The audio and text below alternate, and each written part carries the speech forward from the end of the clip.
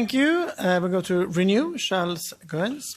Oui, merci, Monsieur le Président. Ce que je vais dire, c'est plus commentaire que question. J'ai écouté avec intérêt les divers orateurs et je souscris à ce qu'ils ont dit. Je ne doute pas un seul instant que nous sommes tous de bonne foi lorsque nous abordons ces questions.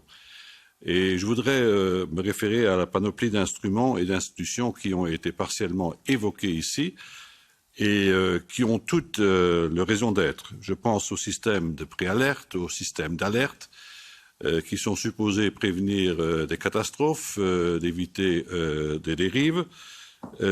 Parfois, elles réussissent et elles n'ont qu'un seul défaut. Ces systèmes n'ont pas de visibilité. On n'ouvrira jamais un journal de 20 heures en disant aujourd'hui nous avons prévenu un conflit. Ça n'intéresse personne. Pourtant, ce sont des résultats que nous pouvons mettre à l'actif des instruments que nous animons. Je pense aussi aux instruments de dialogue qui ont une valeur tout aussi importante.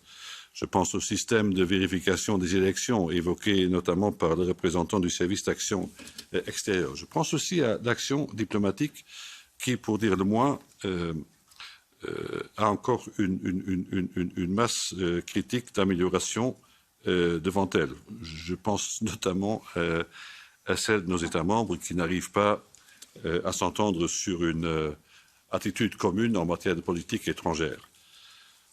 Mais je crois qu'il faut aussi admettre qu'il y a des formules qui marchent et il y a des formules qui ne marchent pas. Il y a une formule qui ne marche pas, c'est lorsque nous adoptons la posture de donneur de leçons. Je ne vois pas de quelle façon nous pouvons encore impressionner certains Africains qui sont en train de nous tourner le dos. Ils ne sont ni impressionnés par ce que nous disons, ni intéressés par ce que nous leur disons. Parce qu'ils trouvent plus forts que nous, et ceux qui sont plus forts que nous ont déjà créé des liens de dépendance. Alors là, doit se développer l'art de convaincre ceux-là, de développer une nouvelle vision, de créer des mesures et des liens de confiance. Les dirigeants autoritaires, ils sont très largement majoritaires, il faut le reconnaître. Et puis finalement, je crois que nous devons développer une meilleure diplomatie. Lorsque je dis qu'il faut développer une meilleure diplomatie, je pense à une diplomatie qui dure et qui endure.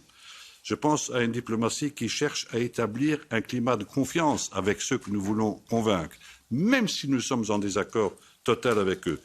Je pense à une démocratie qui rappelle à tous ceux qui veulent l'entendre ou qui ne veulent pas l'entendre que les valeurs de démocratie et de respect des droits de l'homme ne sont pas seulement des valeurs occidentales, ce sont des valeurs universelles.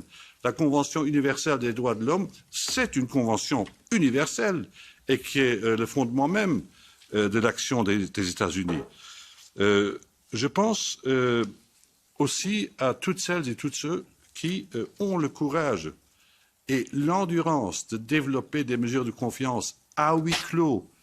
Dans le temps, ça s'appelait la politique des petits pas, incarnée notamment par des personnalités européennes de tout premier plan.